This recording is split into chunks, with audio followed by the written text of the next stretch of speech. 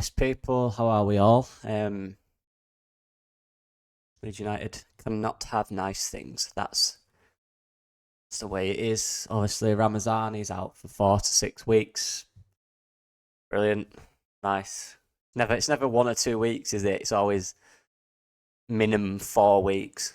Absolute BS. But anyway, yeah, it throws up some questions, some starting 11 solutions and problems to solve for Daniel Farke. So with that, let's get into the lineup and go through what we could look like and the different options we have in there.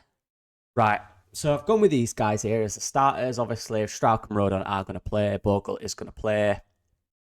Tanaka, Rothwell in there are going to play. Aronson is going to play. Nonto will play. And first of all, Gulavogi, they had obviously discussion on Gulavogi about his role and stuff. Don't think he's going to play this game. I think he's there to be an option if needed. And anyway, he's not trained so much, so definitely won't play this game, I'm assuming, unless Daniel Farke's just trolling with everybody.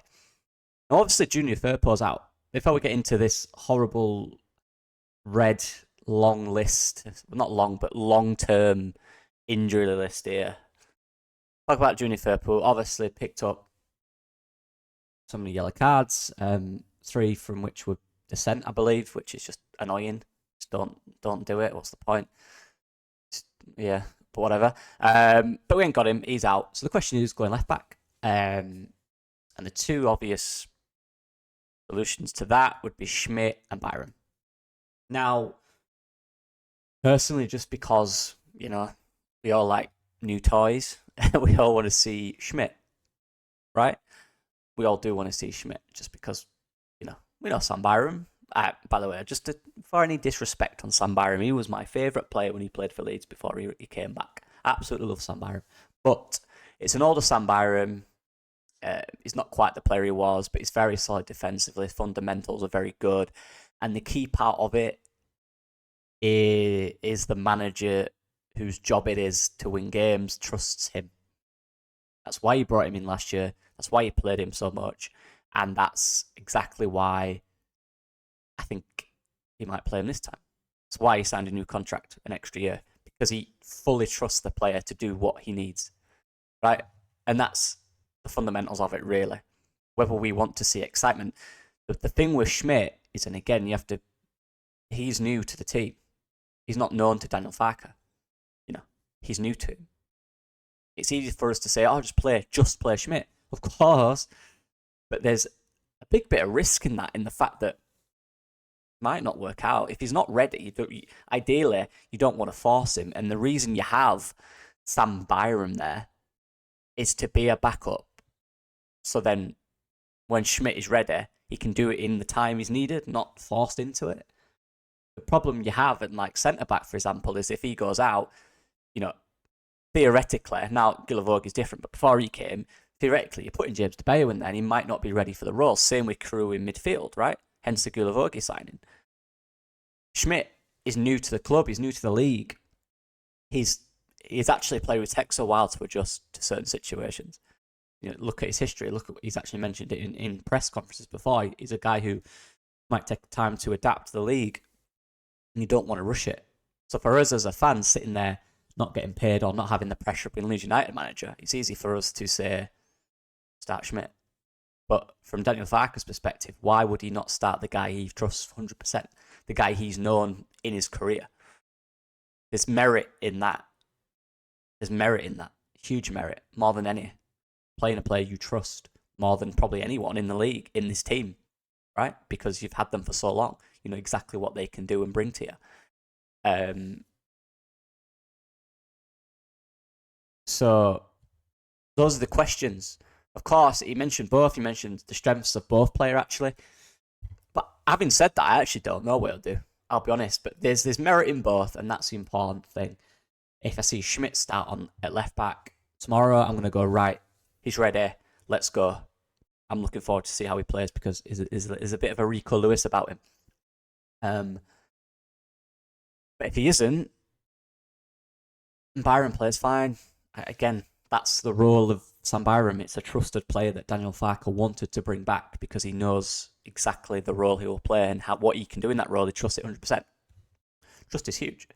So yeah, what do you guys think about that? Let me know. Just for the sake of in one there, I'm just going to put Byron. But either way, I'm not bothered. I'll be happy with either. Midfield's going to be the same. Snacko, Rothwell, obviously Gulavagi now here, but he's a good bench option. Maybe he'll come on. Maybe he'll fill in that role if needed later on in the game. But yeah, solid midfield. Obviously, the centre-back and the goalkeeper are going to be the same. Aaronson, I know people saying he's playing a lot on this. I tend to believe he'll start. Obviously, he's been good. He's really good the other day for me. He got better and better. He's really improving in that role. It is maintaining a level at least in games where the quality is not there. His touch isn't on it. He's holding onto the ball. He looks rushed at times. But even in those games, he's still doing the off-the-ball fundamentals that are really helping and benefiting the team. And that's important. Can't get off them. And he's key to off the ball. I keep mentioning this. He's absolutely vital in the way we defend and win the ball back quickly. He is so key in that. But yeah. Nonto will play, but the question is which side. Now, we'll talk about this. Ramazani is out. Who comes in? Is it the Welsh international? And James, who had a really good season last year, or is it the guy who's played Premier League and Champions League football on loan from Spurs?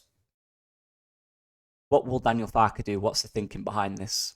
So for me, again, the one differential, and the one thing I will mention, is when Ramazani went off, instead of putting Nonto on the left and bringing James on when Ramazani went off, which everyone's suggesting will happen or should happen, instead of doing that, he just went straight up for Solomon on the left and kept Nonto on the right.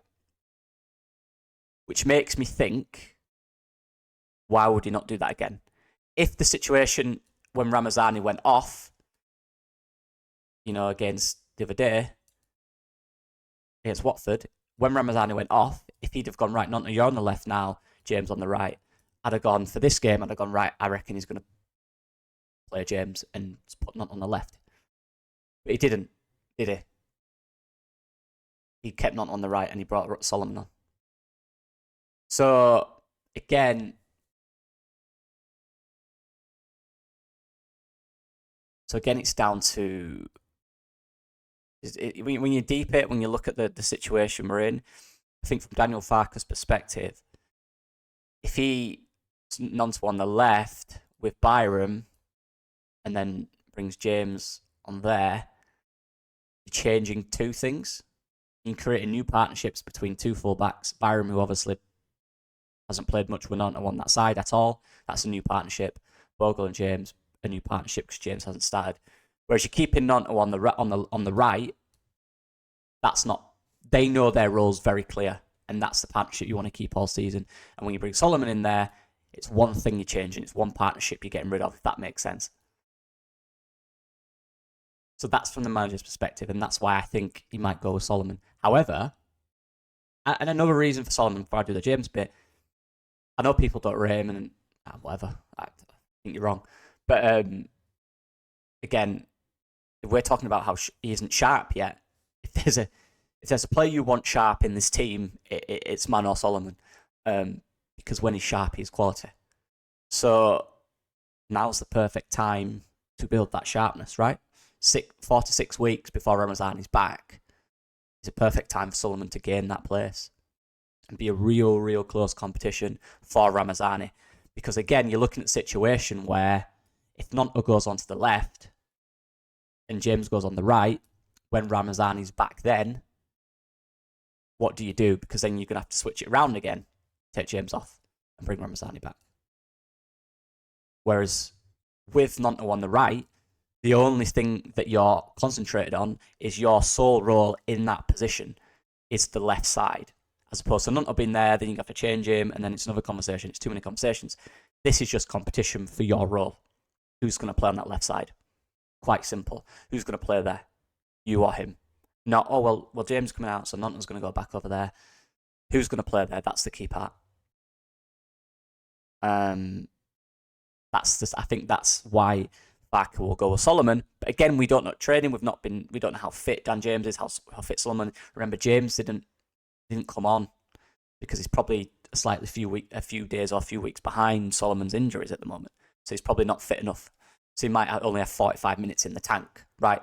So he won't play him from the start if he's only got 45 minutes in the tank, etc. Again, I'll be honest, people, I don't care. I don't care. I do think James is a better sub right now. You've got to remember now, with Ramazani out, if it was Solomon who started, you only really have one out-and-out winger option on the bench now. So that sub needs to be key. That sub needs to be a game changer. And who's, in terms of profile, who's the only winger with a different profile to Ramazani, Nontle and Solomon? It's Dan James. He's extremely direct, on that last man, extremely fast. A very different profile to what we have. So when you bring him on, you're changing the game. Right? When you bring Solomon on, it's a bit similar to the profiles we have there, so you're not really changing much. And I think he takes time to get into game, Solomon. So ideally, you'd rather have James impacting the game, like he has been in recent weeks. But like I said, if he does switch it around and he plays Nonto on the left, which I don't think he will because he would have done it previous, unless James had a good week at training and he's very fit and he's looking very sharp. Obviously, it's based on performance, it's based on merit. So if he's doing everything at training really well and he has to play him, then he will. And then we'll do this because obviously James isn't going to play on the left. But again, either or, I don't care because both players are good. Both players can impact the game. Both players can bring things to the game, starting and off the bench. It's just decisions that the manager has to make based on many different things. But again, for argument's sake, because of what he did at the weekend when Ramazani came off, putting Solomon in there, just for argument's sake, this isn't a predicting a lineup. I don't care about that. It's about understanding the manager, what he might choose and why, each side. And let's not forget, James was brilliant when he came on. So he's doing everything he can to start. So fair play to him. And if he chooses him, I will be delighted because I like Dan James a lot. I know a lot of the fan base criticise him. I think he's brilliant. But yeah, just for argument's sake, just because of what he's done and the things I spoke about with the partnerships and not changing too much, I'm going to stick with that. And then the striker, is it going to be Joseph or Perrault? I do think it's going to be Perrault. I think what Joseph's doing is proving Farke's point.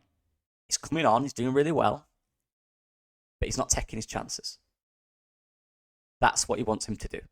And that's proving exactly the point Daniel Farke will say to Joseph is, you have a lot. You have so much. You are extremely talented. You are. And your future will be bright in this game. Right now, this guy is scoring his chances. And you're not taking them. All of them. As clinical as Perrault. I'm not saying he's not taking chances. Obviously he is. Great finish of the week. But then big misses from a few yards out. That's Daniel Farke's point, saying I need someone clinical there. Look, you said to him, look, you might suit the system better. You might do more things for the team. He's scoring, Mateo. That's your trick. Mateo takes that header away at the weekend. He's starting. That's what he wants to see from him. When he brings him on and he gets that chance, he wants him to keep taking it. It's a lesson for him. No matter how good you are, and he has been really good this season, that last bit in front of that goal is what I need you to do right now. Perrault's doing it. I know he missed a chance, but probably the only one he's missed this season. I do think he'll go with Perrault. But again, who cares? They're both very good players.